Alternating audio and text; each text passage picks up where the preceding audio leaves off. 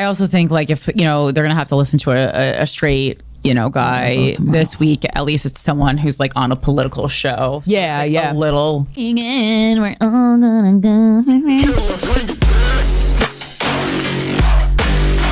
Hello, fuckers. How you doing? Welcome to another episode of Guys We Fucked, with hopefully a condom, because if you live in a certain state, you can't have it aborted. Just too anal. It is the Anti-Slut-Shaming podcast. I'm Corinne Fisher. I'm Krystyna Hutchinson. Welcome to the show. So yeah, it's been quite a week. And boy, oh boy, huh? We'll walk you through it a little bit. I mean, we don't really know. It's not like we're going to be like, we know a secret. We know some secrets. Yeah. We'll tell you some secrets. Yeah.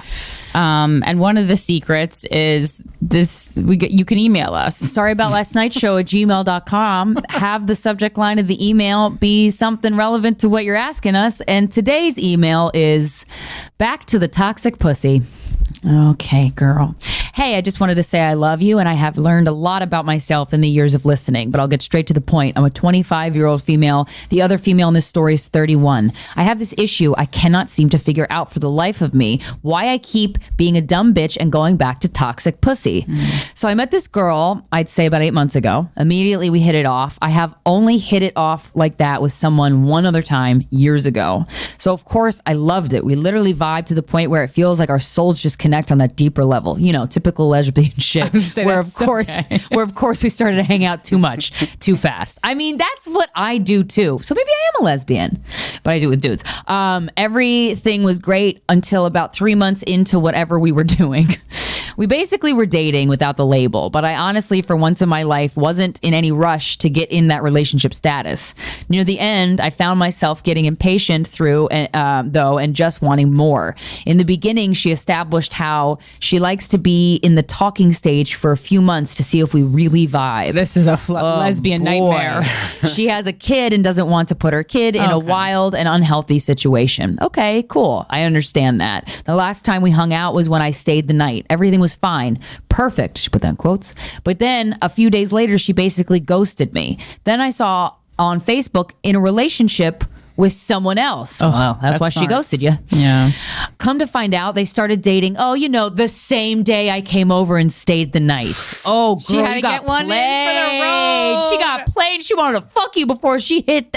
She sealed the deal with someone else. Damn. That burns. I'm so sorry. Damn. While we were talking, we did decide that it would only. That sucks when one person's like, I'm not in a rush, and the other person's like, yeah, me either. While we were talking, we did decide that it would only be us and not others involved, committed to each other without the label. Oh boy. That's why you need that label. Yeah. It took me a good 6 months to move on from that. Looking back, there were definitely a few red flags. There always are. But I was blinded by bomb-ass pussy. The sex was beyond amazing. The best sex I've ever had. Opened me up to more things that I ended up loving. Like I would find myself daydreaming about it months later. Okay. Damn, that's nice. That's powerful. Yeah. It's very powerful. Okay, so what's my issue now? Me and her got back into contact recently. That's your fault. Of course, basically back into another situation that I said I wouldn't do again. Talking without a label. I mean, I hope she doesn't have a girlfriend. We've talked about relationships a little, but it just hasn't happened. This time I'm realizing that I am, in fact, in love with her. Oh, God. I mean, I could have told you that, girl. I need more than this. She knows it. I know it. I just have never had this connection with somebody. The feeling is almost intoxicating. It's a red flag. I have seen a lot of growth from her, but now I need advice on this specific situation. I do believe people can just be friends with their exes. I don't. One of my best friends is an ex of mine. Okay, one of my best friends is an ex of mine.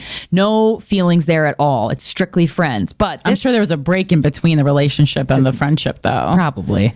But this girl threw on me recently that she has this out-of-town trip planned with her ex. The ex who caused the issue with us before. Are you fucking she kidding didn't cause me right the now? issue. The ex didn't cause the issue. The girl you're in love with caused the issue. Let's put blame where it's earned here. This is the thing. Like, I wish Girlfriend. that I would like to think that when women date women, they're less dumb bitches, and it's not true. It does not play out that way. Mm-mm. The ex who caused issues with us before by blowing her up and her lying about it to me. I was a little thrown off, but hey, I'm friends with my ex, so I can't really be jealous. Oh God. What the fuck, girl? I already have a concussion and this is making it worse. But then, to quote, make me feel better, she shows me proof that she doesn't like the girl. Oh, yeah, because that's convincing. She wrote on a note, do I like her? Yes, no, circle 1. And she circled no. So it's true. It's written in the stars. Fucking The idiots. proof includes screenshots of her ex trying to get back with her and her saying no. Oh my Did you God. read Are this you before fucking you sent kidding this me? to us? If somebody showed me that, I'd be like, how did I get myself here? Yeah. How did I get myself into a situation where you're showing me screenshots of the ex you lied to me about in the beginning? That she... Girl. Nothing screams guilty cheater more than having to whip out screenshots. As somebody who was cheated on when his ex-girlfriend came over and showed me those screenshots. The proof includes screenshots of her trying to get back with her ex and her saying, no, okay, cool. No, not cool. But then she goes into detail telling me, quote, yeah, to be honest, she's still madly in love with me. All right, you're in love with a psychopath. And tries to come over and get in my bed all the time. Well, she's a narcissist. Yeah, exactly. I was like, you That's and rude. this other girlfriend are both narcissistic supply for this woman. Exactly. That's exactly what it is. And that's why she Exactly. likes you, because it's obvious that you like her so much more than she likes and you. she loves And she that. loves That's it. what she comes to. Yes. Been there. Okay, so now I'm like, oh, so you're going on a trip with an ex who is madly in love and wants you back? I've seen the proof that she says no, but it makes me feel some type of way. Yeah, like you're being dicked around. Because you are. Dude. I'm not sure how to feel or even what to say. If I get mad, I seem like a hypocrite because I'm friends with an ex. No, you are not a hypocrite. This is a completely different situation, and I know deep down that you know that, girl. How many times are you going to let the same person manipulate you and make you look like a fool? Like 3. But also, my ex doesn't love me like that or try to get back. Exactly. That's a good point. Is this a red flag? Yes. This is a red tapestry. What are you talking about? Girl, you in a red house. You're under a red circus tent. Am I walking back into this toxic pussy ways? Yes. Or am I being paranoid? Nope. I really do love her. No, you don't. She tricked you and you fell for it, and it feels intoxicating. This is not what love is. But I was done so dirty last time by getting dropped randomly, and now this. Oh, and she was with this ex for 6 years? Holy shit! 6? Girl. Am I? What? Am I in another planet? I must have hit my head harder than I thought I did. 6 years? Are you sure you meant that?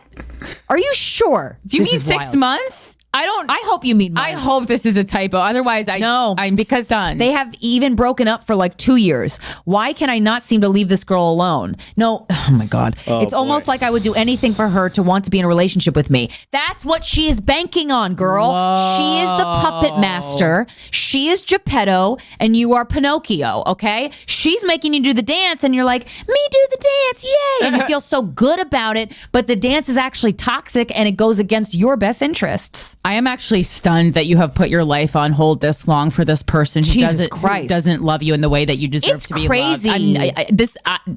And the last lines of this email, I mean, have deeply affected me.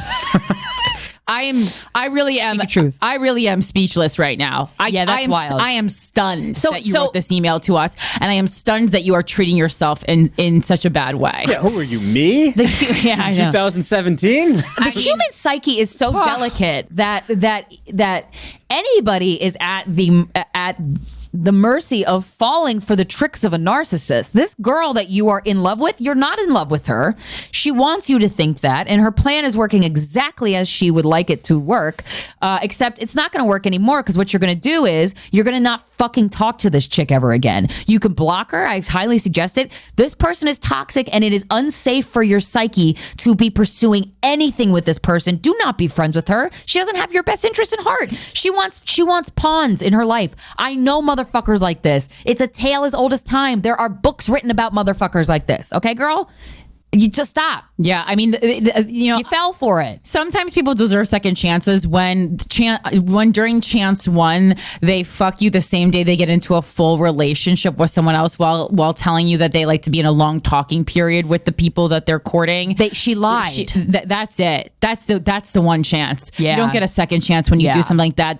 That was not a mistake. That was calculated. That was manipulative. That was having your cake and eat it too, as I know what that means the saying of Guys We Fcked podcast, our favorite saying. I mean, this is bad. Yeah. And please don't waste any more of your life on this person, because you're in this vicious cycle now, and you need to release your brain from her spell. Yeah. Because otherwise you're never going to be able to have the relationship that you need, want, or deserve.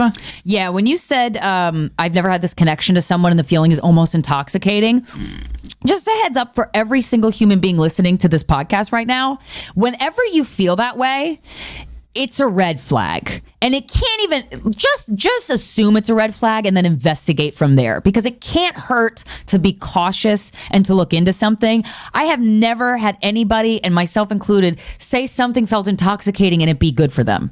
Ever.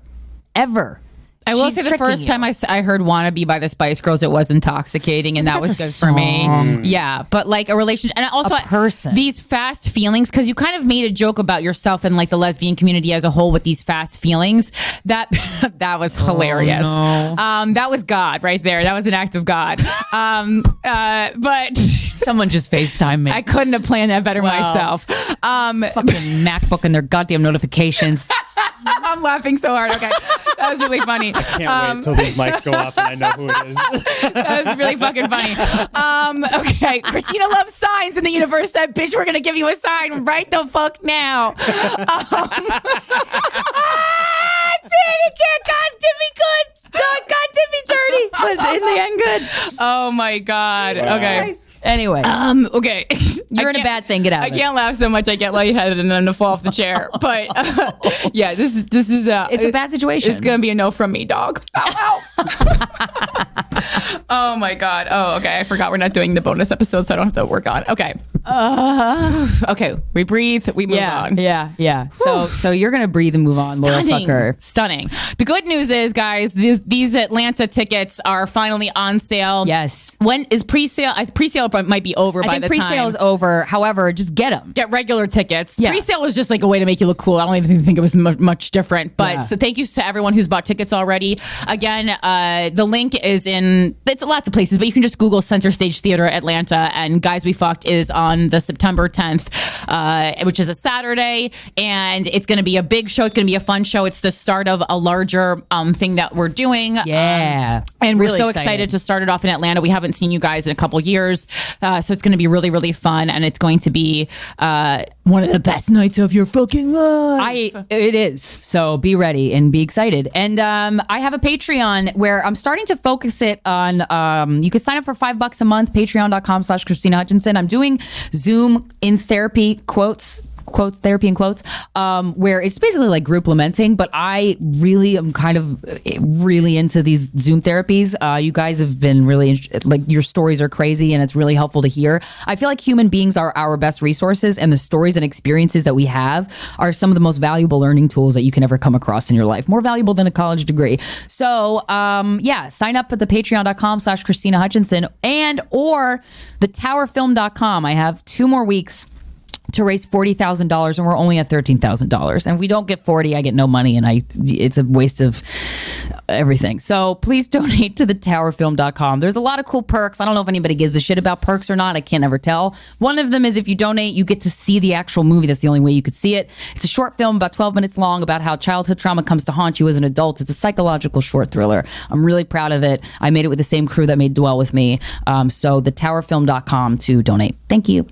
And then Without a Country podcast, I talk about it here every week. Every week it gets more important that you guys be on top of the news. So Yeah, seriously. I know My God. I know sometimes people go, the news is boring. Is it?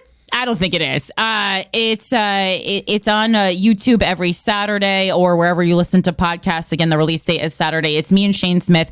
We tackle issues that are affecting our lives today. The biggest news stories of the week, the things that you DM me and you say, I'd like to hear your thoughts on that.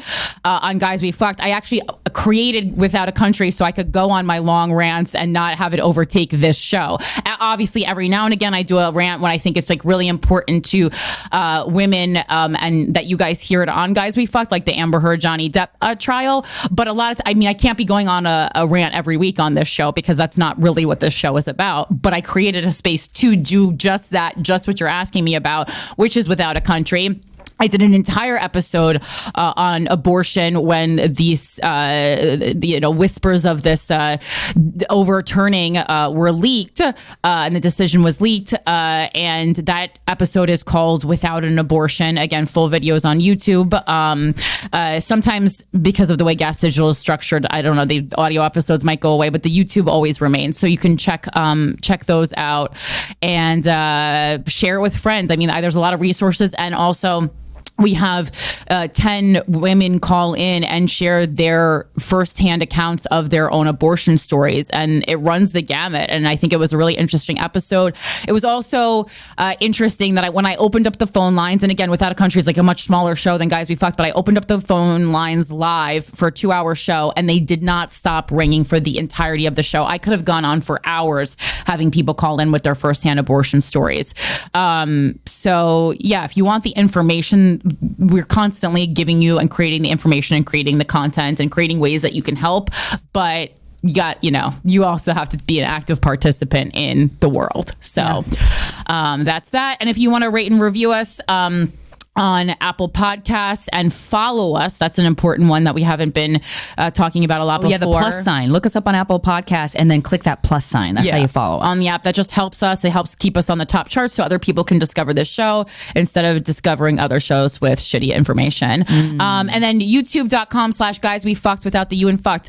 So my audio just went out. Oh, really? Your audio still. I hear, yeah. Your microphone. So, good news, full video podcast episodes on YouTube that we've been talking about for weeks and weeks. Those are finally up. The full video comes up the day that the episode goes wide release. We have to do it that way because of our contract with Luminary. No way around it. You say, can you do it a different way? No, we're literally legally obligated to do it this way. And if you want episodes a week early, ad-free, and 20 bonus episodes a year, you're going to head over to luminary.link/GWF and become one of our beloved Luminary subscribers. We love you. We trust you. We appreciate you so much for being a part of this for the whole damn time. Yeah. Thank you. Thank you. Thank you. And follow us on TikTok at Guys We Fcked without the U and fucked. All of their social media. Yes. Thanks for all the reviews on Apple Podcasts, and thanks for all of the comments on the special. Keep them coming. Yeah. Our special day. Woo! All right, what a week, guys. So Roe v. Wade. Yeah, there's a lot of Roe v. Wade got overturned. Did you know that? Yeah, it's 2022. It's literally crazy that we're sitting here talking about this now. We have less rights than our mother did. Yeah. At our age. It's embarrassing. It's aggravating. It's not the majority of the opinion of the country, which is really fucking infuriating. Right. What is it? Like 61% people want people to have pro-choice options. And it's a decision that I was listening to The Daily, which is a New York Times podcast, and they did an episode. They did like an emergency episode on it. Nice. They won that. I believe they released today, where reporters called abortion clinics the day it got overturned, and they spoke to people, the doctors and the receptionists, who, because of these things called trigger laws, which I guess were put into place because of the leaked opinion, where I think it was 13 states immediely made it illegal. 13 states immediately illegal. Immediately. So to the point where these practitioners in these healthcare clinics had to have women in their waiting room. There was one woman that called. She was a practitioner. This girl was having a panic attack in the waiting room because she hadn't gotten an ultrasound yet. And she was worried that she was past the amount of time that she could legally seek an abortion. Didn't even understand that Roe was being considered to be overturned. Did not know, she was a young woman, young teenager, did not know that the opinion was going to come out today. She was having the panic attack because she was hoping her ultrasound would still allow her legally in the state of Texas to get an abortion. She was relieved to find out that she wasn't too far along and she could get the abortion. The day that she came in, her appointment was an hour after the decision. Oof. So she couldn't get the abortion. The clinic, the clinician was like, I'm going to try and help you get you on a plane to another state to get this fetal tissue that is not a baby out of your body. I mean, it's crazy. There was a grandmother that called the day that the decision was made to the same clinic in Texas, I believe. Her 14-year-old granddaughter was raped and got pregnant. And she was calling to make an appointment for the abortion, and she couldn't fucking get one because her 14-year-old granddaughter was raped, became pregnant, and because of this SCOTUS overturn of Roe v. Wade, that 14-year-old is going to have to travel to another state to get an abortion. So a traumatic experience on top of a traumatic experience. Yeah. Also, no 14-year-old should have to be forced to have a baby, whether it's rape, whether they decide that they want to fucking be a mom. No, stop. This is insane behavior, and I can't believe we're sitting here talking about this. Yeah. Truly insane. And I one of the things, Corinne and I have been marching, and I want to I think the waves of feminism in America anyway have been the first wave of feminism. We got to learn how not inclusive that was, and how white women were just for white women, rights just for white women, and how learning about that was just, it's unbearable. And so this decision, I think it's important to keep in mind that this decision is going to affect low-income women, is going to affect Black and brown women more. And so it's just really important to keep in mind to make sure if you have any type of privilege to use it to help people who don't have that privilege. I just think it's important to keep that in your mind and in your heart, and just to have as much compassion as you can for everybody that this decision affects. And also not to take your rights for granted, because you can see how quickly they can be stripped away from you. And I was so angry on Friday. When am I not angry these days? But I was so angry on Friday because Krystyna and I went to protest. We're risking literally getting thrown in jail, which is to me a small risk. I really just think it was a small thing. To me, it was obviously we're going to go protest. Obviously, if they want us to block off traffic on the Brooklyn Bridge, we're going to do it. Yeah. That being said, just doing that, and I had a concussion, which I just want to keep pointing out. I'm better than you. She hit a car. I'm better than you. It was a Mercedes. But it was so aggravating, just kind of seeing so many people whimsically go about their Friday night and go out the diners. drinking and laughing, pushing each other into the snow. It's summer. But I just I mean, again, I was more aggravated than usual because of the fucking concussion, because it actually is it's a brain injury. It changes your personality for a little bit of a time, but it's not cool. You should give a shit. I know that you should enjoy your lives, and we just got out of COVID and all these kind of things, but day of, I don't know. I really took issue with that, especially in a place where New York, where technically we personally are not affected, but it just shows that's why people think that we live in a bubble. But we have to show our support for everybody who is affected by this. We have to band together. That's why I'm saying these 13 states that it's illegal, that is repulsive. And we have and I wanted to march. Somebody we work with who has kids was I want to march, but I have to go to my kid. I'm I am marching for every woman who can't make it because she has female obligations, because she has to take care of her kids, or she can't get off of work or whatever, to walk past fine diners. There was this one guy that was in this gorgeous hotel restaurant outside. He gave us a fucking thumbs up. I wanted to shove his fucking shrimp fork up his goddamn asshole. No, up his urethra, actually, allegedly, Chad. Because I'm ugh, just shut the, give me the middle finger, and I would feel better about that, to be honest. Yeah, and I mean, gotta be honest, there were not enough men out there. I mean, there were, men. There were some men. You need to be talking. You need to be out there. You need to be doing something, because this is out of hand. This is not good. Yeah, and it's really bad. And it's men who are getting women pregnant. So this is a non-issue. 100% of pregnancies were caused by a man jizzing in a woman. Yeah.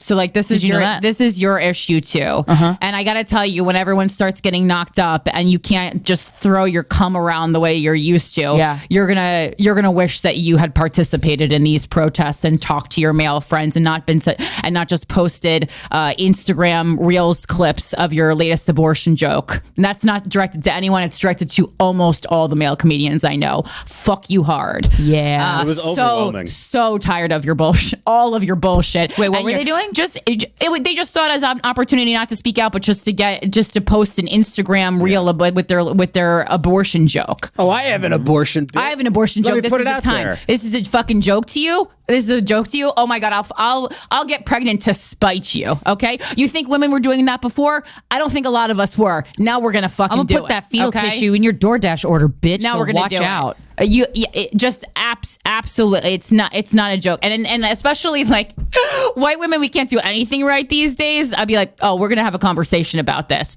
All right, so I also got a lot of, I've done so many talks about why abortion should be legal and all over the years, blah blah blah. So I actually accumulated some information right now for these dire times, how you can access an abortion, because this is what we need, real-time information.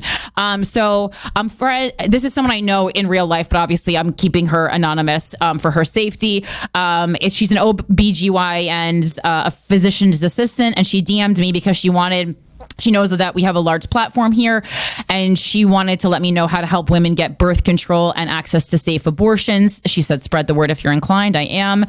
She said, many people don't know that we as an OBGYNs prescribe Cytotec. It's CYTOTEC before inserting an IUD. Not everyone does this, but this particular office does. It makes the IUD placement more comfortable. Cytotec can also induce an abortion at double the dose. Nice. So if a woman finds out that she's pregnant in a state where abortion is outlawed and can't get somewhere where it isn't outlawed, she can try this. You're going to make an appointment at your OBGYN for an IUD consultation. You're going to say that your last period was approximately 10 days ago. Do not say you are pregnant. Say you want an IUD and are worried about the pain, so ask by name for Cytotec. She says her office usually prescribes Cytotec that day and tells the patients to save it for the day before the procedure. And then what you're going to do is you're going to call the office in a couple of days and say that you misread the instructions or whatever, and you took the Cytotec already by accident, or that you lost it, you lost your purse, whatever it is.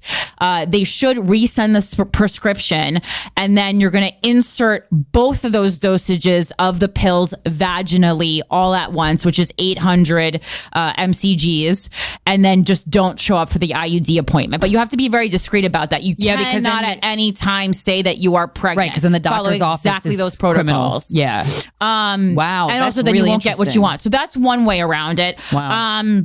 Another thing is there's a healthcare company called Mayday. You can go to Mayday, MAYDAY.health, and you can get an abortion by mail. There's some New York Times articles, talking about where it is illegal and not illegal to get abortions by mail. Wow. So again, you have to check by this. But abortion pills are safe, effective, and approved by the FDA to end first trimester pregnancy at home in all 50 states as of now. But then, then 2 days ago, New York Times just kind of released an article talking about whatever. But right now, again, these are things we want to act fast. You want to stock up on Plan B. You want to do all these things. Like, you really do want to kind of create this health bunker for yourself. So to get an abortion by mail, you go to mayday.health. There's no com. It's literally just mayday.health. You create a mail forwarding address in a state with abortion rights. You sign up at an online abortion clinic with your new mail forwarding address. You consult with a telehealth medical provider, and then you receive an unmarked package at your address within 5 days, and then you take the pills and you got your abortion. So there's, because another thing is there's a lot of people, unfortunately, who kind of email us and they're freaked out and stuff. And I understand that. That being said, unfortunately, right now, part of having sex as a woman is that you are going to have to know these things before you fucking have sex again. You have to have a plan in play. What happens if I get pregnant? Because you can't have the sex and then go, oh no, what the fuck do I do? How do I get an abortion? Literally, I'm not this should be as the same way you had a fire safety plan in your house growing up, or any of these things. We need to have a pregnancy plan for ourselves. What are we doing if we get pregnant? Because no one's going to help us. Yep. No one is going to help us.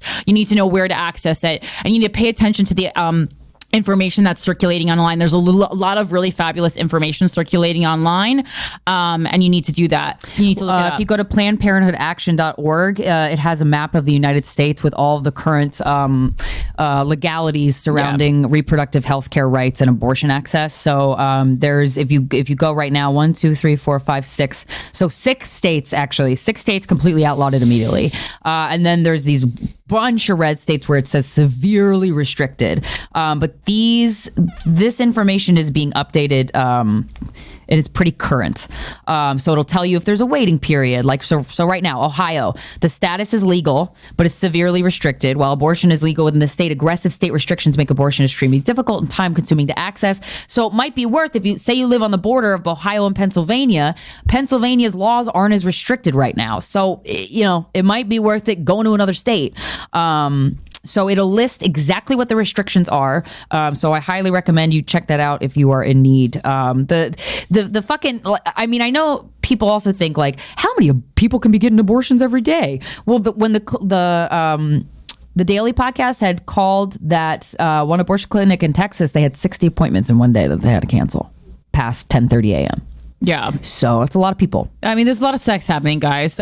People be fucking. And then also, if you need help, like paying for your abortion, our friend Kirill over at lindafeingold.com, which is the name of his merch website, and Linda Feingold is offering to help with abortions. So the way you do it is you go to lindafeingold.com, you click on the help center, and then you click on I have a problem with my order. And when you scroll down, the last option on the I have a problem with my order site is I need an abortion. I love Kirill. You click that, and then you enter your name, your email address, your phone number, and your state, and you click submit. I know you might feel uncomfortable about submitting your information to just like a website that you've never heard of if you don't know Kirill. I would say like Kirill is the most anti-establishment person, or one of the most anti-establishment people I know. So we're giving you this information. That's why a lot of the information, or most of the information I just gave you, is from people that we personally know, because there is a lot of distrust right now. There is the talk that you need to delete your period tracking app, which I would recommend doing. Because then it's the Roe v. Wade, the whole privacy of the abortion thing. So it's like my right to get health care without you fucking knowing about it is really my right to an abortion. Yeah. And also, if you live in a red state, I mean, be careful at these clinics that you go to. A lot of these clinics are not actual abortion clinics. They're religious centers that are disguised. Yeah. And if you see a cross, anywhere, odds are, a dove, a cross, anything that's supposed to mean peace and tranquility, is likely going to mean that you're about to get talked out of a decision. They're gonna attempt to talk you out of it. It's a trap.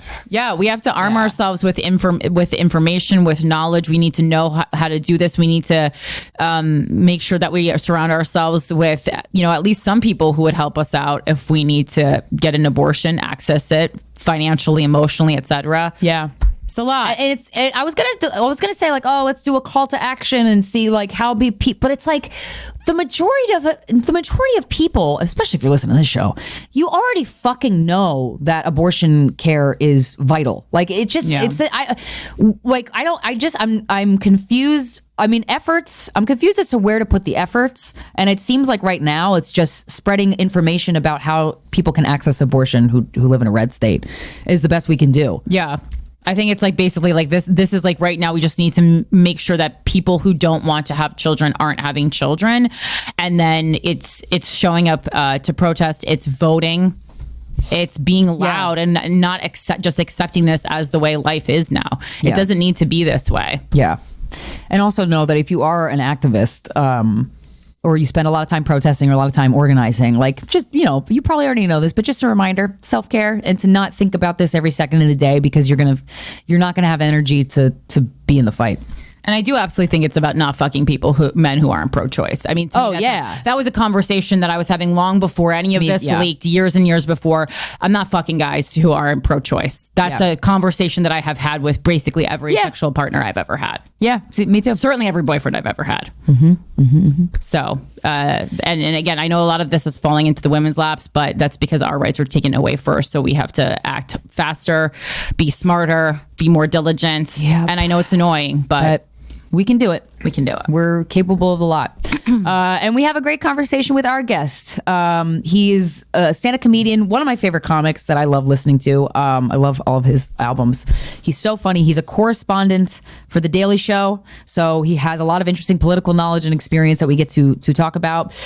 His recent comedy special is now available on Comedy Central. Ladies and gentlemen, please welcome to the show, Michael Costa. I'm gonna let you two run your show. Thank you. Wow. Thank you.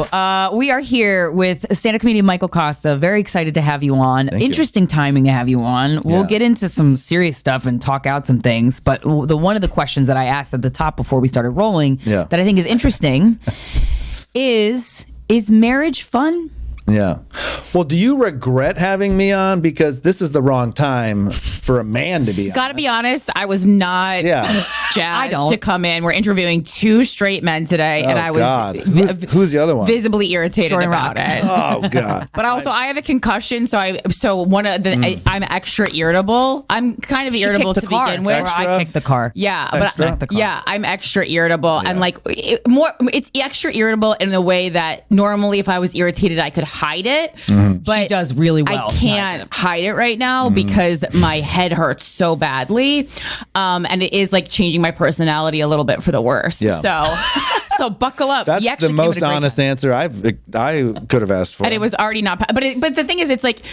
No, it's not like it's you personally. Yeah. It's just literally any dude could be sitting there and I would be highly irritated. Yeah. Except for maybe not Drew Michael. He did I actually thanked him yesterday because he wrote like this, he like, you know how he goes on these rants? And He's an overthinker. I love a rant. And he just like went on a rant, just taking everyone down about how angry he was about the repeal of Roe v. Wade. Right. Oh. So that kind of makes me want to have sex with him. Yeah. So to answer your question. Hear that? Don't say that because now men will like fake it. Yeah, I'd rather you fake it, honestly. Yeah, right. Well, and so to answer another one of the things that we were discussing before we started recording is I think like, what can men do? I honestly think just like step one is just being outspoken about it because I think that's what pissed me off so much this weekend. Yeah. Right. All the guys are like, going for their jokes or the one half a second stand-up clip they have about abortion. And that's great. You should have jokes about these things, but like you also have, this is very serious. Can you imagine if during BLM I was just doing jokes? Yeah. Can you imagine?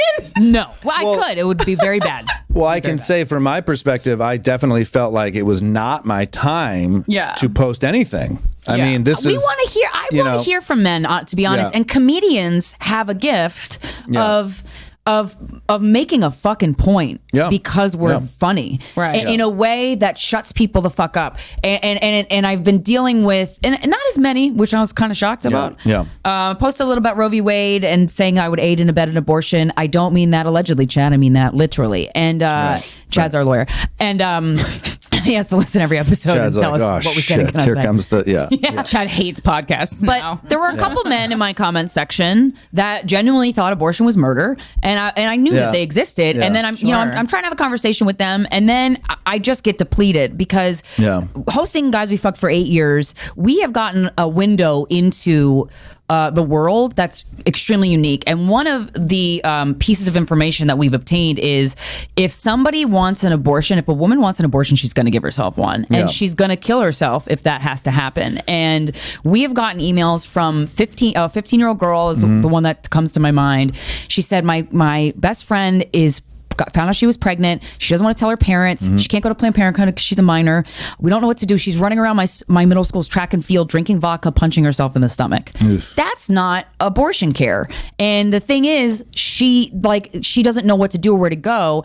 And I was listening to the Daily podcast this morning on the way here, and they were talking to a receptionist at an abortion clinic in Texas. She had to cancel 60 appointments that day when Roe got overturned because of the trigger laws. The trigger laws is so dirty. And so we, as a woman, you're seeing this. We're Corinne and I are seeing this side of it a lot in terms of like what actually happens when you don't have access to an abortion. We have a window into that. But also, my bottom line too is, a woman who gets raped should not have that baby. Like, if she doesn't want to have that baby, what the fuck? So that's what I think of. So when a man comments on my thing saying I'm going to aid and abet abortion, and he's like, "You're a murderer," I'm like, what if your mom was raped? And because I'm like, what do I need to do to relate to you? Because I don't want to push you away because that's not going to help. But I don't have the strength or the wherewithal at this moment anyway to relate to you or to make you understand something else. But it isn't. It's not. Yes, the rape is a important facet in this. But what I believe is so outrageous for so many people is that it's It's not just rape. It's saying women in general can't have this choice. Now, I had to reread it because it's very hard to understand what the fuck it means. It's going on. What was Roe v. Wade in the first place? Right. What is so complicated to me is this comes down to a right of privacy interpretation in the 14th Amendment. Right. And it doesn't even use the word privacy. It uses the word liberty and due process. So it's just like interpretation. It's like fucking like you know, I love the forefathers because man, they created this document that has mapped this country for so long. But fuck, could you be a little more specific about stuff? It is just so broad. It's like the Bible when it's like God says I am what I am. It's like, yeah, you can use that any fucking way you want. Exactly. So it's hard for me to really know what's going on. But correct me if I'm wrong, please. We will, don't worry. I know. I feel it. Even if I'm right, I'll be. This does put the power back in the states to decide. Correct. Is that correct? Yes. Okay. All right. So what's so scary is that 25, let's say we split the country in half, 25 states will now make it illegal. I mean, 13 of them already have through trigger, whatever the fuck it is. Yeah. This will just divide everyone more, right? It seems so. It seems the way it's going to be. I mean, it's like many countries at this point. Yeah, I mean, I kind of think Texas I'm like, is trying to secede. Why did the North and the South, even split up? Like, why did we try to fight so hard to come together? And it literally doesn't make sense. Yeah. Yeah. And Louis C.K.'s bit, I go back to that a bunch. It's like you either think abortion is murder or it's like taking a shit. Right. And he dives into that aspect of like, if you think it's murder, then you are going to fight. You're fighting for the murder of babies. If you have it in your head that babies are getting murdered, it's hard to come back from that. Yeah. Like once you've convinced yourself that that's what's happening and it's not a woman's autonomy. And I just don't know, like, what would you say, Michael, to a friend, if a male friend of yours, if they said abortion is murder? Like what? Honestly, like what would you say? I mean, I wholeheartedly, strongly believe that argument is tied to this Christian. It's Christian. It's somehow. I don't believe that, and I think what's so disheartening from my perspective, selfishly. Okay, I'm not a woman. I don't. Is that we have a small, what feels like minority belief system overtaking the court. Yeah, the Supreme Court. Like, if you want to believe that this is murder, if you want to believe that God lives with the staff, if you want to believe that Moses parted, whatever, fine.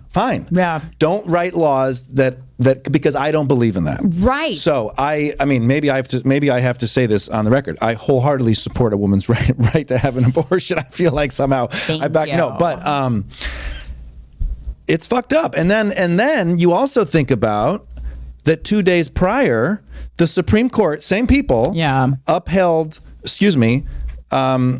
overruled this gun law that affects us. The one thing I was saying during all this, the gun violence, was like, God, I'm so glad I have my daughter in this state, in this city. Good job for the most part, even though there's a bunch of murders right now.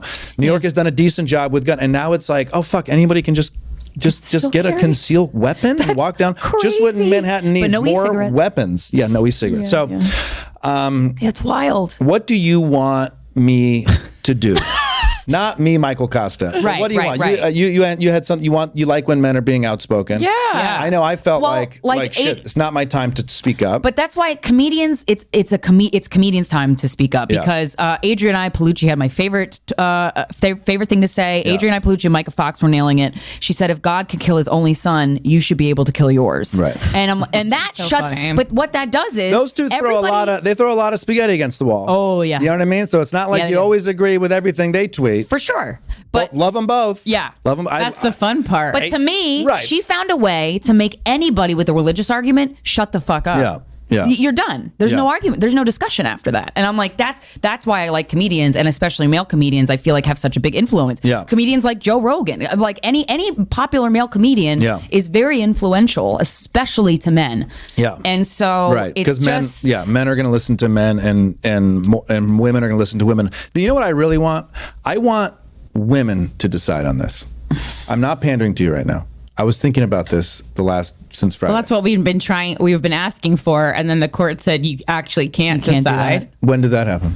What do you mean? You mean based on this? With the overturning of the But ruling, you're saying Right. you want that's what I'm we've been saying we would like to say. I know what you're saying. you want women to help inform men's reactions. No, what I'm saying is I want this issue, which involves a woman's body and what grows in it, to be decided by women. Right, You know, I right, don't right. want. Us too. There's I know, and now Now we have 2 women on Supreme Court. 3. There's 3, I believe, and Ketanji's well, she's coming. not there yet, though. Yeah. But I wish she was. But I believe, based on it, because I think it was, I think the people who voted not to overturn, I thought it was 2 female justices and 1 male. The haircuts are short, so some of the I might have mislooked at the photo, because the only woman who voted to overturn it was Amy Coney Barrett, the Doubler herself. That piece of trash person. Well, and it was annoying because when she was getting sworn in, like, you know, we were listening to the things that she was saying, and I was like, maybe this won't be as bad as we think it's going to be. Right. And she went back on her opinion on Roe. Well, because AOC right now is trying to say that these people lied under oath so that they should be impeached. Because I saw, you know, there's footage of Clarence Thomas, there's footage of Samuel Alito, there's footage of Amy Coney Barrett, and the Daily Show did a wonderful compilation of that. Yeah. And then they added comedy club laugh reactions to it. So good job to the Daily Show expansion team. But yeah, I mean, it's, you know, and I don't know how the hell, I mean, I worked there. I don't know how the hell they found this like old ass footage of their confirmation hearing. It's obviously, but still, they said that they believe the president should be held up. So is that a lie under oath? I don't know, though. I know people's opinions change and they evolve. Like, I would like to think somebody with a conservative opinion has the ability to evolve into something else. But like when you do the Daily Show stuff and do you do feel pieces as much? Yes, I do feel. I mean, you're put up against people that are logic is not in their aura. Even. And it but that makes me go, what is it with them? Like, people who are like so hell bent on, like, their truck has a Trump decal on it. Like, what is missing in their life? They think that about me. I know, and they think what you're saying. Yeah, they are saying to their friends. So they think you're lost. So that's the first. That's the first like. So we have that in common, right? You have that in common. You have to first think that, and they feel, I am happy to talk to you because I need to share this message. And they Which know, I appreciate. Yeah, and they know that maybe they don't see it as being ridiculed, just like we are being ridiculed by them. Right. You know, so look, I watch those dumb Budweiser dilly dilly commercials. And I would laugh sometimes. And then I was like, okay, that's it. It's a good campaign. You did dilly dilly. That's it. Then I went to a Trump rally and I see people selling dilly dilly t-shirts. And I'm like, what? Why would you like... You don't work for Budweiser. You saw the commercial and you made, and then I saw people wearing them. It's just like, it's a whole different world. And we talk to less and less villains, you know, people in the opposition, because it's just harder to these days. But they think the same thing about us. Yeah. So look, Friday I was in Pennsylvania through the weekend, and you know, it's wild to see people. Marching is the wrong word because it was small contingency. But there's people in small towns of Pennsylvania where I was applauding the decision. Right. And there are people in the Supreme Court in D.C. applauding it. 90 minutes from New York City. Yeah, absolutely. So I think, and it sounds very Joe Biden to say this, it sounds very like, I'm from the Midwest. But I do think, we're just going to get more divided, so it's very hard. But it's like, how do we... But those people that are applauding that in their head, I imagine, they're like, oh, yay, babies are not going to get murdered anymore. Like, they don't even see the perspective of the woman, because there's a lot of women that were applauding the decision. Yeah, that's true. Well, that's why I was saying, like... Well, not a lot, but some. It's just religious people, isn't it? Isn't this just a fucking religious thing? I don't know. Everybody? Because if you don't want a baby to be murdered, that's not religious. That's just like, you don't want, like, I don't want a baby to be murdered, but then you get down to the specifics and it's like a fetus and a baby. Yeah, I know. Well, that's science. That's not even an opinion. Yeah, but religion and science don't intertwine in any way. The mere concept of it, you're like, what? Yeah. What's going on? It's weird that a Supreme Court could uphold a ruling that only, like you said, reflects the minority opinion of the country. Well, and that's what's happening here. That's what it feels like. And that is creating a disconnect for young people to be intertwined, connected, and involved in democracy. And it's just going to keep happening where people don't register to vote. They never know when their local election is. Right.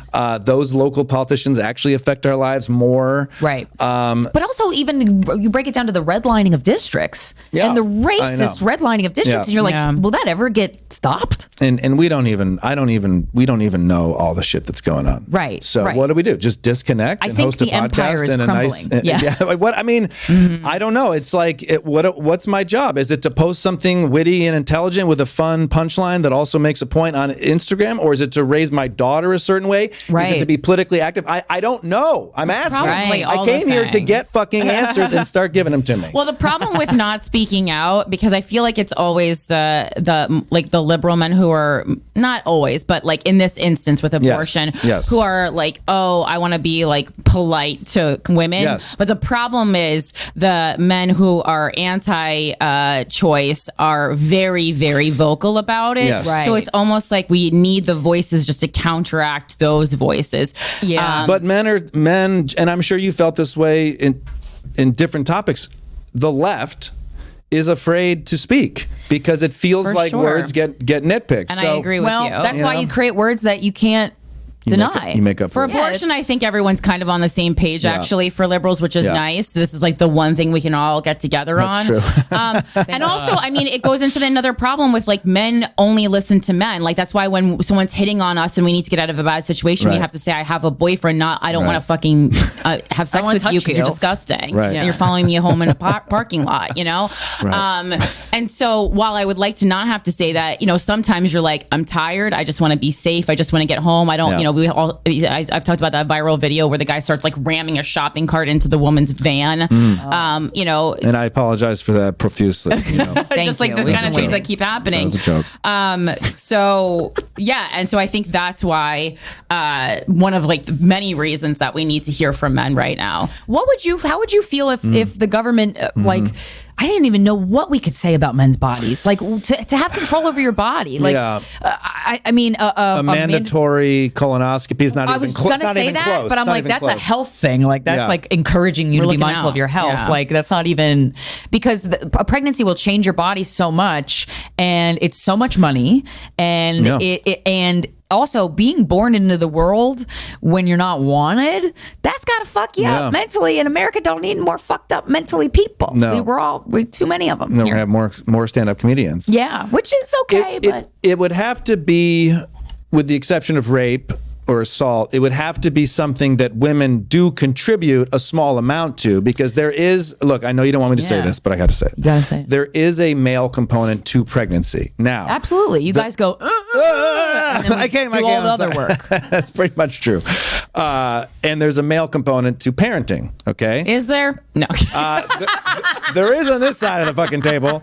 But I'll tell you what, I had a very good dad. No, but it's funny. My dad, who's no longer around, R.I.P. I mean, he would get like actually mad at me watching me do chick stuff, you know, like you're changing. I mean, he didn't say chick stuff, but like he saw it as like changing diapers. That's not your job. Making lunches. That's not your job. And I would say it's like, well, it is now. Probably because gender role idea like in his head. I mean, 100%. Yeah. You know, we had very traditional male-female roles, and so it was a little bit like jarring for him to go, oh my God, you know, so it's interesting, right? So, and, you know, as dad, you're in my, you know, my hero. Yeah, it's like, that's odd to be like, oh shit, I'm being questioned, who I think was a good father, but now it's different. So what can we do? What could a group of women decide on a man's body? I mean, cut your balls off? I mean, get a vasectomy. Yeah, vasectomy. And, you know, there are more vasectomies happening of men in solidarity with women. It's not a ton. It is happening more often, but it's still not even the same thing. Because the miracle of life, even though I'm not religious or believe in God, is that you create a fucking baby in your stomach. It's fucking nuts. Yeah, and there's only like 3 days out of the month or 4 days out of the month that you're ovulating. So like the odds of getting that in there at the right time, I mean, it is incredible. It's absolutely incredible. And that we're even walking on Earth, that we've made it, that the sperm fucking fertilized the egg. It's nuts. It's nuts. But now we're starting to talk like the people that are saying like, that's why it shouldn't be aborted. Right. I'm not here to fucking. No, but I think they can both exist, because that's another problem. It's like you're either good or you're bad. Right. You're evil or you're a hero.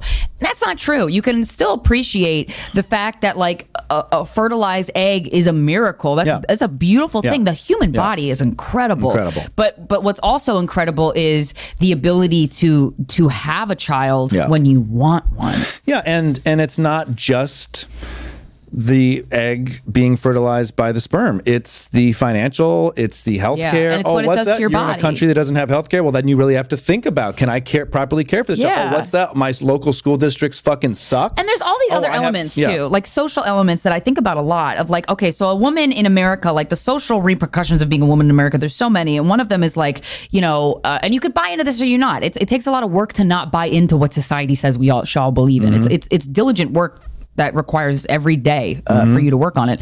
But like a woman's value is her looks. And then that's the easiest one. And then women, when we become teenagers, we have to develop bodies, we become good looking, then we have this power that we're like, why is this power? Whatever. This is weird. And then my wife always says, like, when she got boobs, she was like, what is all this? Right. Why are people like staring? Like, the mailman can't take his eyes off. And it's like that didn't happen to me ever. Right. Me neither. Yeah. But I remember when I started to get erections, I was like, wow, women are noticing me. No, that's fucking insane. Like that's crazy. Right. No one's like, look at the Costas. You see Costa's cock over there? Hot hog. But then, Yes. and then Okay, it's sorry, like, I interrupted and then when you. a woman has a baby, like the amount, we've talked to so many women on this podcast who have had babies and have had like really awful pregnancies, like some good, some bad. Yeah. But then the American healthcare system and the way babies are born today in hospitals, like just like everything about like the gravity, like giving birth laying down, which should never happen. Like it's just wild. And then when it does to your body, like I've had so many conversations with women saying, my breasts are falling below my ass, my skin is crepe-like, I feel disgusting, I have to take care of this kid, maybe I didn't bond with the kid right away, to no fault of anybody's, but like the chemical connection to the kid, suffering from postpartum, and then having to deal with like raising the kid, and then look like it's just so much. It's so much. And like I want to know what's in a guy's head specifically that they feel like they can have say over what other women do. Well, that's the crux of it. That's what I'm trying to say in a roundabout, terribly communicated way, is that what should we do? Have a female government and a male government, and women decide? I just think women should run the world. I mean, it's worth a shot now. That's my thought. It's like, it's worth a shot, because it's just like it's not going well right now. I know power corrupts, and Power like women corrupts. are not immune to being pieces of shit, for sure. Obviously, Marjorie Taylor Greene is like a huge piece of shit. Huge piece of shit. I mean, and dumb on top of it. A fucking idiot. If you want to talk about dumb and fucking idiots, let's talk about how the forefathers created a life-term appointment for a Supreme Court justice. When people only live Are to you be how old? fucking out of your mind, Thomas Jefferson? Like what? Yeah. I know that the life expectancy was 34 He was then. out of his mind. He was having a lot of raw Yeah, he sex. was. Who God knows a lot what of was rape. going on. A lot of rape. Well, and there's an interesting article in the New Yorker last week, I don't know what it was, but about how privacy, okay, and you start reading the article and you're like, oh, we're talking about privacy, and then it's like Roe v. Wade, and you're like, oh shit, that's right, that is kind of what, but there's argument that all of these very successful rich white men, especially at that time, privacy was to protect their lifestyle. And so Thomas Jefferson had a lot to hide. Yes, a lot of these men had a lot to hide. And so they kind of embedded it under the privacy term. And it is kind of true. Like if we really want to get into what Jeff Bezos is doing, or it's hard to kind of break into that, and they use privacy, blah, blah, blah. Anyways, it's interesting. And it was always lost on me how privacy was tied into Roe v. Wade, and I still need a constitutional scholar to break that down for me. And I brought one with me. Do you mind if I just open the door? Yeah. Okay, Come on out, Andrew. Well, because even, there was a lot of information floating around the internet this week, but one of the pieces was that women should delete their period tracking apps because they were looking into that information. I mean, listen, like technology in general and all the information that we store and all the cookies we allow and all that kind of stuff, that's already a whole different thing where I was very wary of. What's your opinion that if it's still, it should still be legal, abortion, some form of it, in if we divide the country in half in 25 states, I don't know if that's even accurate, 25 states, but is there any comfort in, okay, this isn't fucking a ban on abortion in the United States. It's the states that already were pretty fucking religious and nutso in the first place. Right. But is that give us anything? Well, the women in those states are fucked. They're fucked, especially They're the poor women. The one thing, and I think the women who are religious until they get pregnant and realize what a that'll make huge you undertaking not that have a is. God quickly. And even though I don't agree with the thoughts they have religiously, I don't think that means they should have to raise another human being for the rest of their lives. Yeah. That's not fair. Yeah, but one thing I heard that I was like, well, this isn't absolutely terrible, I guess. Brett Kavanaugh, in his opinion, this guy, which I fucking hate that little turd socket. But he looks like me. Kind of. You're a little mean to yourself. Yeah, that's rude. Yeah, that's true. That's true. Think more Shut yourself, up, Michael. What are you laughing at? But he said he doesn't believe it should be illegal for a woman to travel to a state where there is abortion. So he made that clear, which I was like, thanks for that bone, Brettykins. But well, then the government should pay for the travel. the There's funds. They just are making it difficult for no reason. That's his opinion. He's like, I want to make it hard, but you can do it. Yeah, you can, but it's going to be damn near impossible. The thing. I can only imagine. I can't imagine. I cannot empathize fully or imagine what it would feel like to have a government that you live in pay taxes to. Yeah. You two make a shitload of money. You probably pay a lot of taxes. Yes. I get it. Mm-hmm. Tell you that whether it's real or hypothetical, you have restrictions on your body. That would feel terrible. So I can't even go there. What was I going to say? I lost it.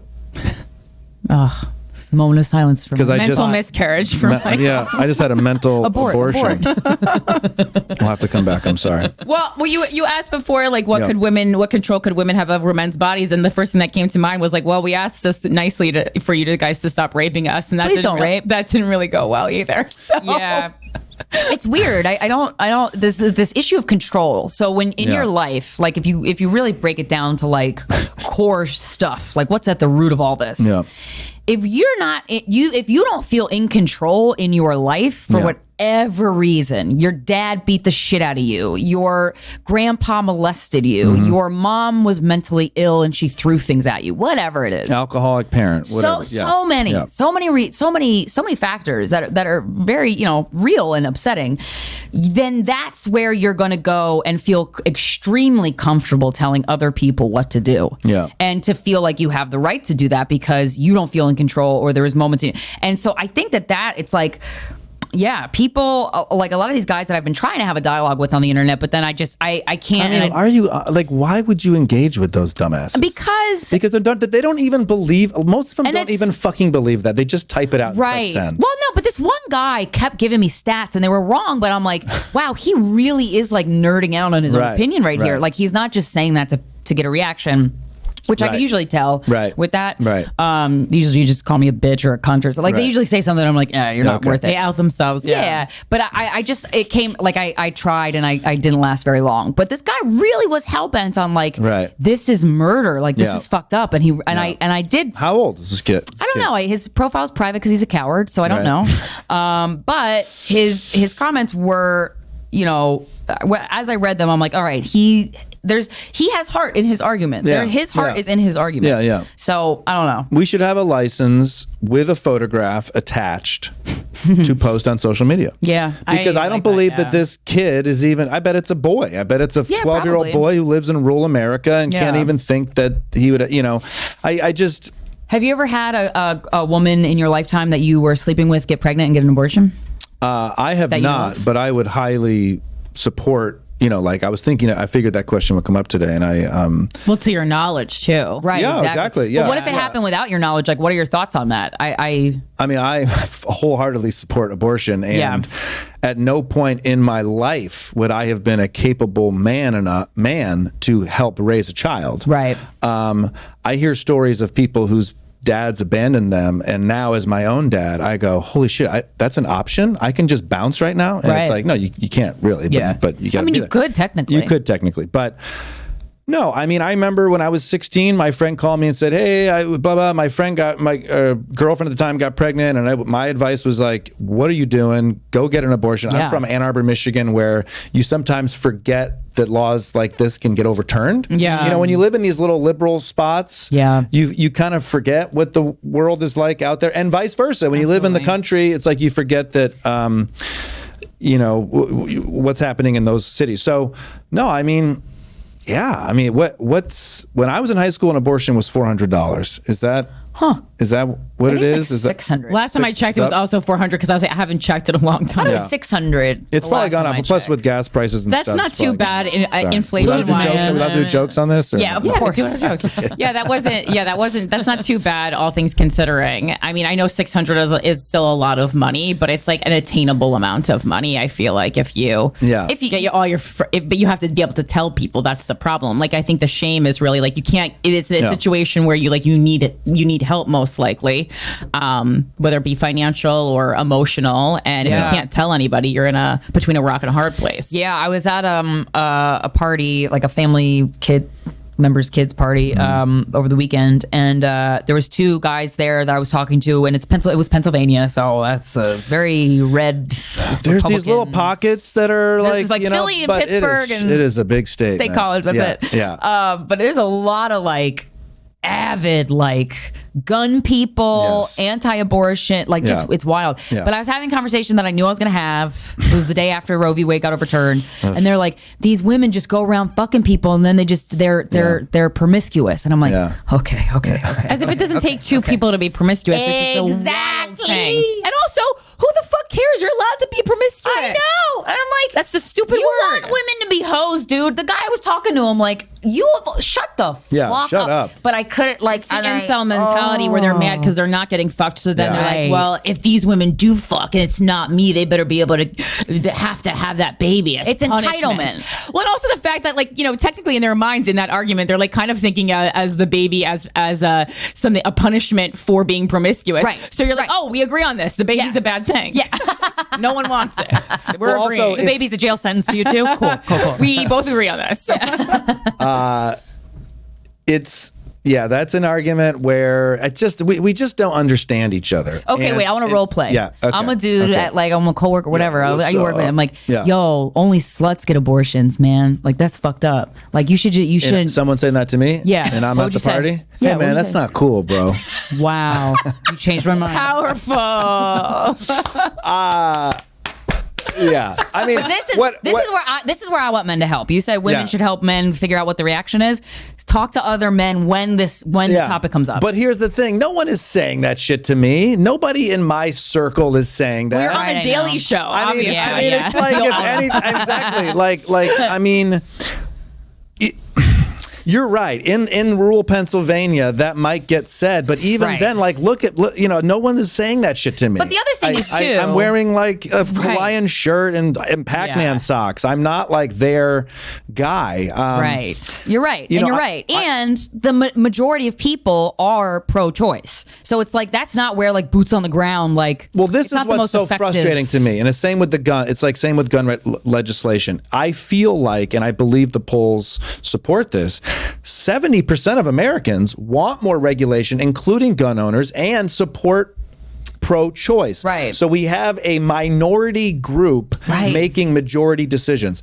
That I don't want to make it sound like I'm defending the group of people that believe abortion is murder. Right. If But you that's want to not what's believe gonna it, make the I impact. can't change your fucking Right. mind. You're right. You fucking believe in God, whatever. Do it. Do what you got to do. But you should not be in control of the highest court in the land. It's fucked up. Yeah. And it goes back to Obama had a third nomination. And I know. We can just keep doing but this that was back crazy, and forth. But I know. that was wild. I mean to touch you. I'm sorry. We're now touching. Krystyna and I are now touching each other.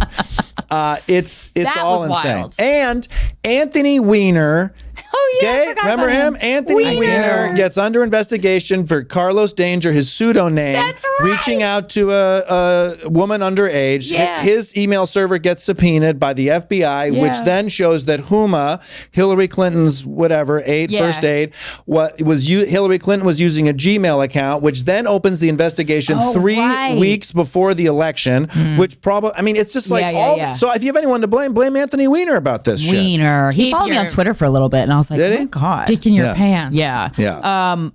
With checks and balances, do you know how, like, who's the check on the Supreme Court?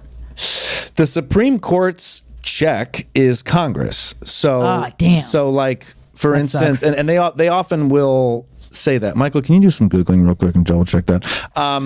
Because the president can veto Congress, right? He can say, like, that's not a law, whatever. The courts...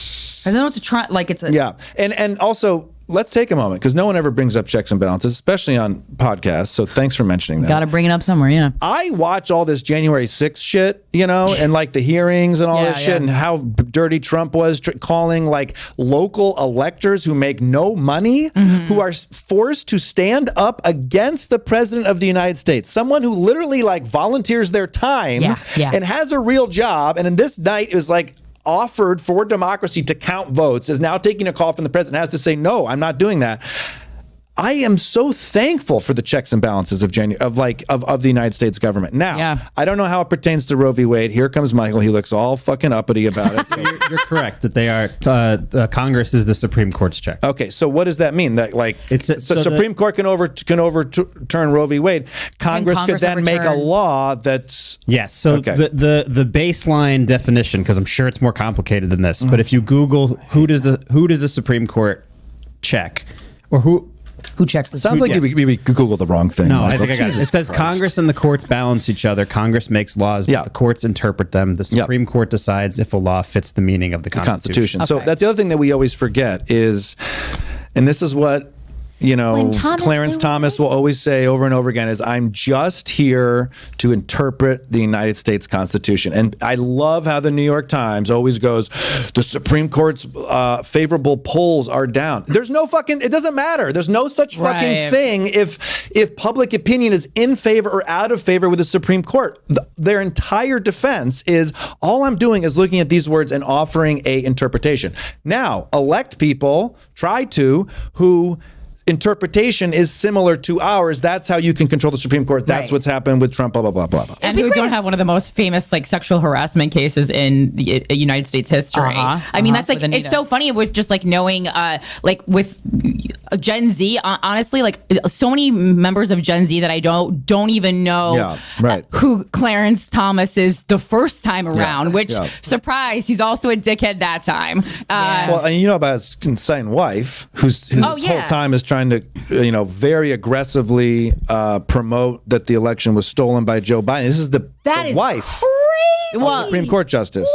Behind any fucking insane man, there's also an insane woman. I sadly have found out. Well, and also if you watch Clarence Thomas's confirmation hearing, which when Brett Kavanaugh was confirmed, I spent way too much time rewatching Clarence Thomas's confirmation hearing. You will see a beautifully copied defense where Clarence Thomas came out swinging when it was his turn, right? And then Brett Kavanaugh came out the exact same follow. It was like we heard I forget her name, offer her evidence against Christine. Christine Blasey Ford.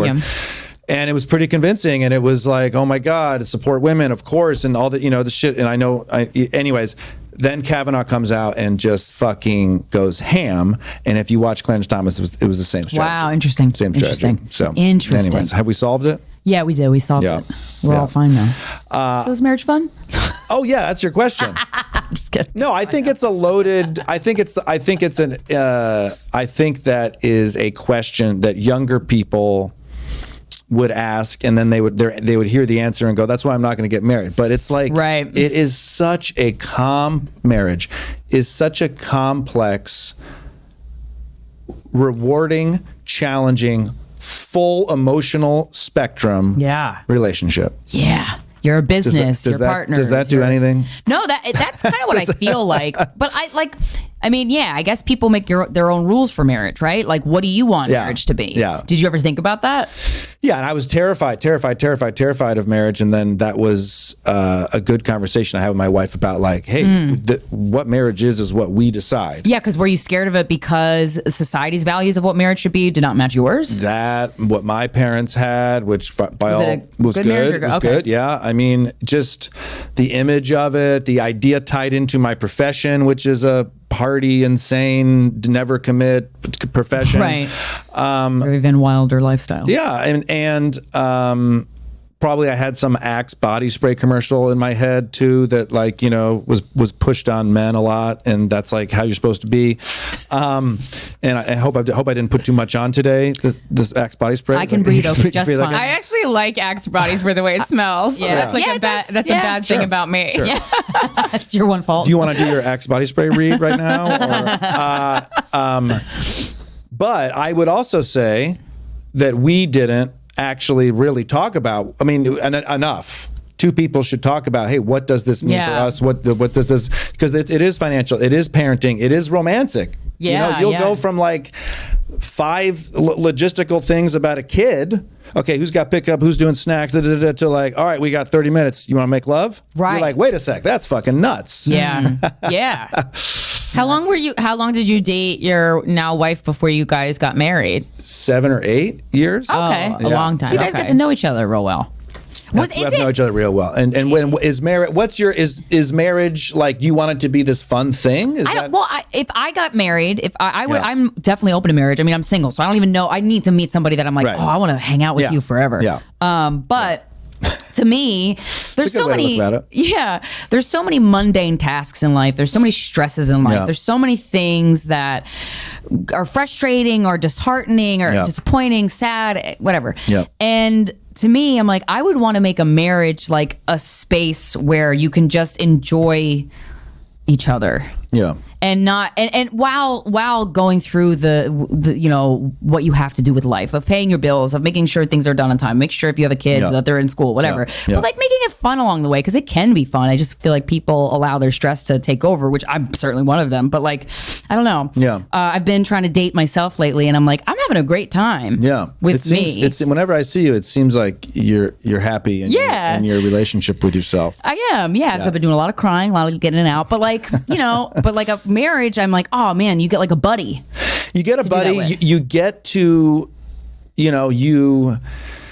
there's a lot of, there can be downtime in life, meaning emotional downtime, and you get to rely on that person who's there for you from all different standpoints. Now, if you keep relying and keep showing this ugly, sad part of life to the same person over again, that becomes wearing. Yeah. Both, I've been both victim and Sure. whatever the opposite of victim Yeah, is. giver. A giver.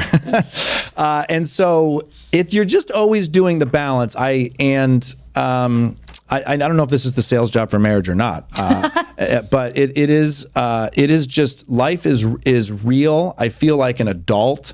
I feel like so many, you plant things and you get to see later on how wonderfully giving, rewarding, and fulfilling they can be. And marriage is part of that. Like, that's a good way to look at it. And basically what I came here to talk about today is I don't think enough young people in this country are maintaining gardens. Seeds, Because kids, you plant 'em. do I agree. actually see, holy shit, I just planted a seed. I want something right now. It fucking takes time, everybody. Yeah, it takes does. time. And then It a does. rabbit eats it. And then you get a gun. And you shoot the rabbit, Shoot and the then you have rabbit. dinner. Oh, shit. Yeah. Yeah, I think that Okay. I don't know. It's interesting. Like Corinne and I were marching on Friday and on Sunday, but like young people. You didn't march Saturday? Do you not care enough about the No, I was cause, at that or- party. I own My a family- store and I was working at the store. Yeah. Right. But like people in their early 20s now, I'm like, damn, like we always talk about like the next generation doesn't get it or they don't appreciate Right, blah blah. right, It's right. so fucking, I fucking hate that. Yeah. Like that's so you old fucking fart. Shut I the do. fuck up. I do it, and you're right. And I've done it too. And you're right. Yeah, I agree. Yeah. I'm the same with me. Same with me. But I'm like, no, there's a lot of there's so much value to look at the generation above you and the generation below you. There's so much value to be had because humans are our greatest resources. But I think about kids what they're the younger generation is taking on the stresses of the world, and there's a lot of stresses of the world. And I'm like, baby, have fun too. I know. You can't to be an activist, you also have to nurture your own soul and spirit, and that requires not fucking paying attention to these issue every second of the day. You just can't. Yeah. But with marriage, I do think, I don't know if there's a poll to support this. I would imagine there is, but this is just a guess, that younger people are just so stressed out by life that marriage is not something they're thinking about. Yeah. And the world can feel very heavy right now. And I'm not sure if there are more heavy things if we've got them delivered to us. You keep thinking it's going to stop, and then it just keeps coming. Yeah, I know. I also don't know that every time people say, oh, there's more heavy things, I don't even know that that's true. I just think we have access to reading about more heavy things because of technology. Oh, yeah. Bad things are always happening a lot. Oh, yeah. People used to kill others for sport, in kingdoms and shit. Let's fucking jousting. What the fuck is that? We've always had Bill Gates comes on the Daily Show a lot, but one of the things, one of his interviews that I loved the most was he said, right now, today is the greatest time to ever be alive as a human in the history of the world. The most amount of people have the cleanest drinking water. The most amount of people have access to healthcare. He's not saying it's perfect. Right. He's not saying that there's not trauma and tragedy. But he's like, and I was like, you know what? That's approaching this with the mindset that I like. Yeah. Which is, there is some positivity here. I don't know what the immediate positivity is of this Roe v. Wade being overturned. I don't know. Maybe it will come to fruition. But people coming together, that's a big positive thing. We have a huge issue of connection in the United States. This is Michael Costa's fresh take. Nice. Okay?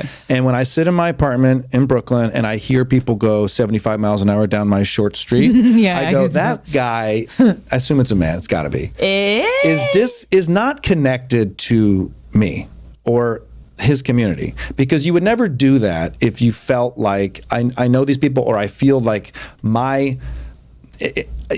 wearing a mask, getting vaccinated, it's not just for me. It's for these other people too. So all of this shit that's happening with the Supreme Court right now, it just reiterates my fresh hot take that we are somehow losing a connection with each other as Americans. And how do we rebuild that? I don't know. Yeah, I was hoping Joe Biden would just press the rebuild connection button. Well, I think, after Michael, it's not a joke, dude. Hey, why all of a sudden I'm just attacking him? We see all these things happening, but were we ever connected? Because it's a country, when you think about it, that's built on treating Black people and women as property. Yeah. So maybe that's a bad way to start. And when you keep digging and digging and digging in all of these decisions, you do find racism and misogyny in almost everything. Yep. Right. And it's very disheartening. Even me, I feel like a pretty powerful woman, a lot of the time, in my own body, in the world. Yep. And I still go, people are DMing me this weekend. I look up to you. What can I do? I go, I don't know. Yeah. I'm not sure right now, actually. They're like, I'm scared I'm going to get in trouble. And I'm like, well, I'm willing to go to jail. That's not even not even blink. That's no problem. But is it going to help? Probably not. Right. When is the democracy experiment over? Yeah. And we're still a really new country, though. Well, exactly. And I think about that a lot. They agreed, the forefathers agreed and believed it was an experiment democracy. And so it is an interesting question. We need mothers. Fuck the fathers. I agree. We need mothers now. I absolutely America agree. Needs some mommies. And that's what I agree. And that's that's what's so disheartening is I don't know what it would feel like. So let's have women decide that. Yeah. And you'll probably see that women are just as fucked up. But so For what? sure, But because power corrupts, and that's a human thing. And then you'll have ownership knowing that it was at least your gender. No, I'm saying for real. No, I already know that. Because women, there have been so many women CEOs that have been taken down that have been just fucking corrupt, just greedy and corrupt. There's a lot of female leaders of countries, the countries that have had female presidents and leaders that have fucked the country up and have been super corrupt. But that comes down to connection and community and love, feeling love. I mean, you're right, but maybe it sounds too idealistic for me to say that, but I don't know.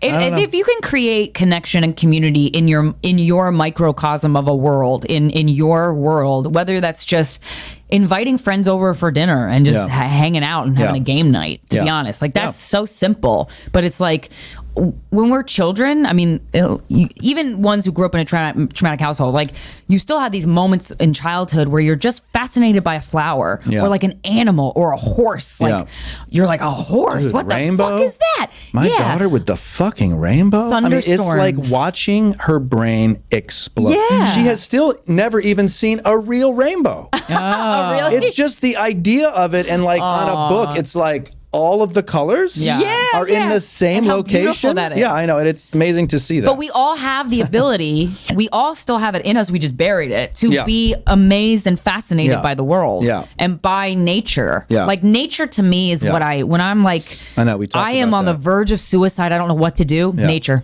It's always nature, because you're just, it's humbling. So there's that show on Netflix called Alone. You ever seen this show? Isn't it? No, I know what you're talking about. Sorry, it was initially on History. It is on History Channel.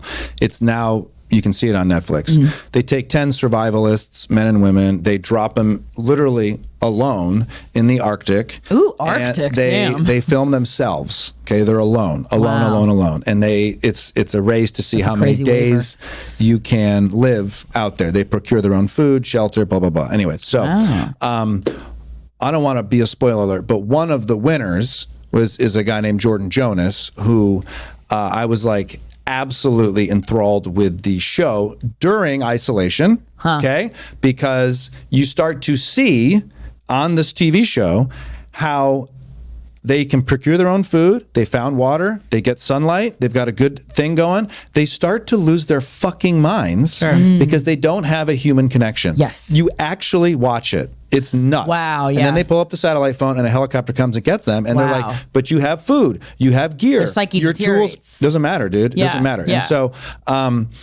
anyways, my wife bought me a week in the Idaho mountains with Jordan and a bunch of other psycho people like myself, where you like go out and you learn how to do this stuff, right? What? I'm like not like that, okay? But I like the nature. I like the nature, and it is unbelievable when you just sit and watch nature. It's balanced. It's got its figured out. There's enough rodents to feed the snakes, to feed the eagles. There's enough that make it. There's enough ecosystems. It's just unbelievable. And humans, man, we are out of fucking balance, dude. Yeah. And I know all the answers now because I went to Idaho for 5 days. Oh my God, you're such a brave. I know. I was gonna say. I was like, how did that go for you? Okay. It was. Did you go crazy? No, I mean there's this one scene in one of the Alones. I forget which one it was, where this guy's starting to lose his mind, and he says, and it's very powerful for me, he says, when you're out here, you want what you already have. Yeah. And I was like, oh shit. That's nice. It's beautiful, right? And when you're out there, the things that you miss are the people that love you. You don't think about Instagram. You do not think about your upcoming tour dates, no offense. You think about these pivotal, foundational people and moments. And why do those come up to you out there? Because you're 12,000 feet on a mountain looking at an eagle in a lake that they don't even have a name for the lake where we were, because no man has ever been there before. Right. They called it Lake 7503. Yeah. So what's my point? Human connection can save the world. And what is a result of isolation is disconnection. That's 100% true. Like NASA's done these studies where they wanted to see if humankind, what you know what I'm saying, could go to Mars and back. It takes 2 years of there and 2 years back. Dude, they did a study with NASA and the Russian Space Federation, and one of the fucking guys went nuts and assaulted the woman, and they had to cancel the whole thing. Like, we can't even fucking do it. Yeah. Isolation will fuck us up. Now, I wish I could say that the pandemic and the lockdown had anything to do with the news of Supreme Court overturning concealed weapon carry and Roe v. Wade, but I don't know if it does. No, because that's been in the works. Yeah, exactly. It seems like this overturning of rights has been in the works for a while. I was really pissed off and maybe this says more about me, about the gun thing that happened on when was that? Wednesday or Thursday? Because we were getting momentum with this bipartisan gun bill, Right. And it just felt like the Supreme Court was just like, "Fuck you," trying to do this. They probably were. You know, they probably weren't. I don't know enough about the timing of the Supreme Court and when they announced their because there's also other decisions that come out that we kind of have missed because this has taken up so much oxygen. But Yeah. I don't know. Someone needs to get Clarence Thomas a fucking ranch house in a mountain. Or Yeah, just go retire, boo. You're making the world a worse place. Well, hopefully Just, he'll just die relax. soon. They should get a 20-year term. I know. Give them lots of time, settle in, push your fucking whatever. But it's Also 20 years, appointed? 25 years, it's over. Lifetime? Yeah, and appointed.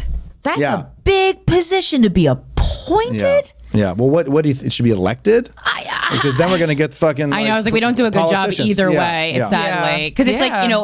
like, honestly, there's a lot of things, but like, even when you go to court, like, I'd much rather have a singular judge decide my fate than a jury of my peers. A jury of my peers fucking kill me. Yeah, well, I'll it's pass. Also, like, Corinne would not get past. Yeah. I bet you would want a jury of your peers, like people My that are friends that financially literally sound, know me. educated, host a award-winning podcast. They but definitely wouldn't like it. Yeah, no. They'd be like, block her up. Yeah. But That's competition for us. it's not our peers. It's like Right. it's like a bunch of dumb fucking idiots who have nothing in common with me, or just judge me solely based off of the outfit I'm wearing, which is basically what Your they've demeanor, proven. your Yeah, exactly. likability. Well, of course, yes. Yeah. I mean, so that's it. Did you feel isolated though? Because I mean, I know your daughter is young, so she wasn't around for Yeah. the whole quarantine. But I had her 2 weeks before. 2 weeks before. Oh, so perfect timing, actually. I had the best lockdown you could have had. I was going So I to was gonna say it was interesting hearing Wow, you talk she about got being both like parents. alone because it seems like it's like what other did you felt that aloneness that like did you feel like Bo Burnham aloneness? Correct. No, I would say I felt the absolute least amount of alone. I would say the family dynamic and any relationship was put to the test. Sure. At the beginning, I thought single people had it so bad. I did too. Oh, God, I As a feel so single bad for them. person, I'm I'm so like, glad I have. I'm so lonely. And then I'm like, this is awesome. Yeah, because it's hard for me to even relate to that because like my mental health got so much better during quarantine. I mean, Good. I know this is a rare story, but like Yeah. my therapist even like longingly remembers those times. And like for me, it was just like me and my dog. Like I could have done it without my dog, but doing it with a got dog the made puppy, it okay. a lot better just because I fucking love dogs. Yeah. And likewise. it was nice to go on like physical adventures together. But I mean, that's a fresh human. You can't go to the woo. We're wiping shit down before we come inside. Yeah. Because It's no a one cool knows, like, time can to we have a breathe? baby. No, it was a good So, time. yeah. There was a fear factor for sure because remember at the beginning it was like wipe your groceries, you know. Right, yeah. But when you have a baby, your world stops, and Yeah. in our case, The world stopped. also stops. So Yeah. it was just fine. It was actually totally fine. yeah, I thought it was like the perfect time to have a baby because was. especially when people are working so much, it's like, wow, you get to see all these incredible moments and not miss them. Yeah. I think my daughter was a year and a half. The first night, both parents didn't put her to bed. Wow. Because we were home. Wow, that's so lucky. The whole bedtime routine, which people who don't have kids right now are like, what the fuck are you talking about? Right. Mom and dad were always present to like stroke So her hair and nice. say goodnight. That's so nice. So like, yeah, did we fuck her up? Probably, because now she's going to go to college and go insane. Like I need mom, dad, maybe. But like, think about that. That was really amazing, and that's also more fucked up. Is that's what a lot of other countries offer to you in a normal time through maternity and paternity leave. Yeah. Sure. Right. And The that's kid gets a another- guaranteed 6 months, 3 months, 9 months. What in Both Canada you parents. get both parents. So it's like Both parents, America, that's so what are you beautiful. fucking focused on? I know. Money, capitalism, that's the Capitalism. thing. I'm like, Capitalism with babies? but everything is capitalism.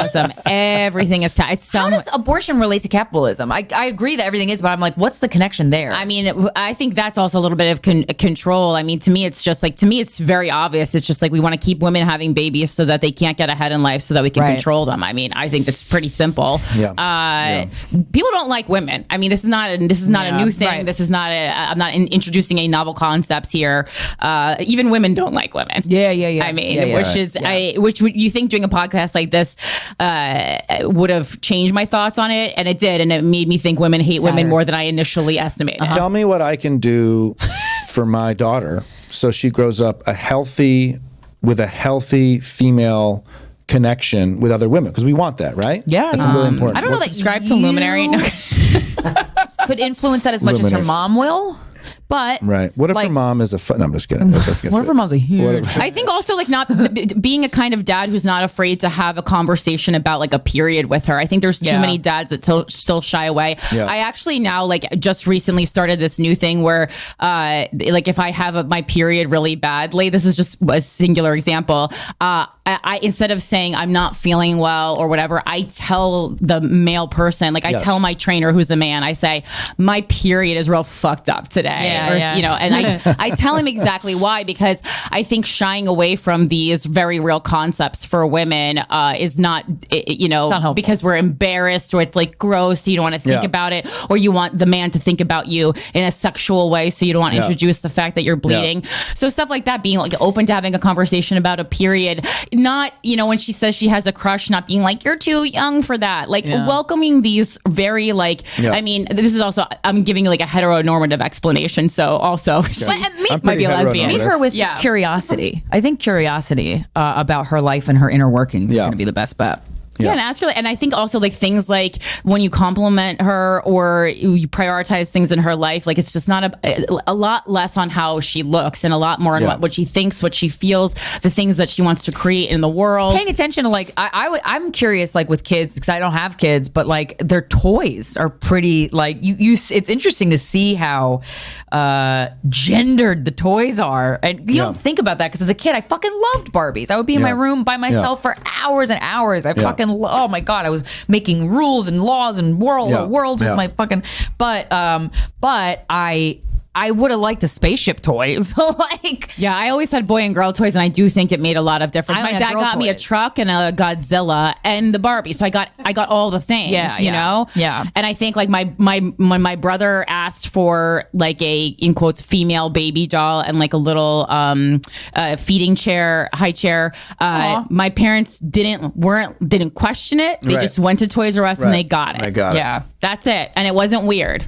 I don't have any other kids, so I don't know how to compare, but it is really interesting how much she loves babies and cares for babies. But I don't know, like, I was trying to do a bit about that, like giving a baby as a gift is like, here woman, here's some responsibility. Yeah, but I mean it's like but they do. I loved my baby dolls. So it's really interesting because like here I am trying to be open-minded and like, what's gender and is this a maternal thing? But then I'm like, well, I can tell you right now, my 2-year-old daughter wants to put a fucking baby to sleep. But maybe the 2-year-old son would also. Maybe. I did too. I loved baby dolls. I have no interest in having a baby. I still have the dolls. You still have the dolls. And I still don't want the baby. I'll tell you this. It's very interesting. We live in Brooklyn, Daily Show, New York life, and then we also go to the country a lot. Here, my daughter gets told she's strong. She gets told she's working. Like, you can be working someday.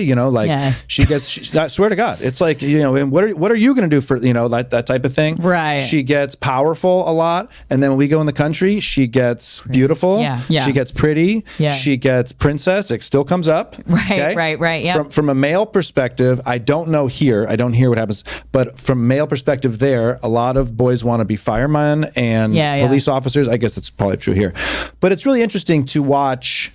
Okay, she's powerful, she's strong here, she's pretty, and whatever there. I'm hoping, as father, she just gets to decide whatever the fuck she wants to be. Or I get to give her the tools that she can decide. But it's interesting to see how society, what words she hears around which places. And I think it's important to call a girl pretty. And I mean, I think it just shouldn't be the primary thing. So maybe it's like she's getting just the best of everything by having so much. Maybe she'll be a pretty powerful girl. Yeah. And also, it doesn't matter if she's, you're actually pretty or not, as long as you feel pretty. Right. Like, that's the key. Right. Well, we're hoping she's actually pretty too. Thank you for coming on during this trying time. I feel like I talked in circles and didn't offer no conclusions. No, I don't think anyone has one. Exactly. Yeah. Well, it's one of those things where it just has to get talked out until the dust settles and we figure out what makes sense. But where can we find you online where we can get more of you, your tour dates? You're one of my favorite comedians. I love all your comedy albums. I've listened to them before you moved to New York. I'm a huge fan of yours. Oh, that's nice. And I highly encourage you guys to see Michael live. So where can we do that? Thank you. MichaelCosta.com. I fire the agents, so that'll be fun. So I've now got a couple. I only have like 3 dates on the Kansas City, San Diego, and West Nyack. And then, you know what? Let's push TikTok. I think Instagram is toast. Do it. It's on its way maxed. There's no more growth. Once my mom is telling me to go to clips on Instagram, I'm like, it's done. Oh, that's so funny. I love TikTok. I think it's super fun. I do think China is reading our information. They absolutely are. The algorithm is very good. Yeah. I think TikTok now is like what MTV was in the beginning. Ooh, that's fun. That makes me want to get back on TikTok. Yeah, anyway, so I'm at TikTok. Check it out. But thank you for having me, and congrats on such a successful podcast. Thank you. No band stays together this long. And I remember running into maybe both of you, definitely you at the Comedy Store back room back in the day, and you're like, why don't you get you on the podcast? And I think that was 7 years ago or something. Yeah. How long have you been doing it? 8. Holy shit. Yeah. I was like, this is our 9th, right? Wow. I think we're still in year 8. Wait, for 7, a while 8, 9. Oh no, because 2013. So But it was December. December, Yeah, so so- December of this year is 9. Yeah, And it's got to be way more fun doing this with somebody. for sure. And it's cool. Well, we to can't see- have these conversations alone. Yeah. I'm not saying me as a guest. I'm saying you two growing this thing together. Yeah, it's been cool to see how it sometimes, evolves okay. naturally. Thank you for having me. I appreciate it. Thank you so much. All right, this has been Guys We Fcked, the anti-slut-shaming podcast. We'll talk to you next Friday.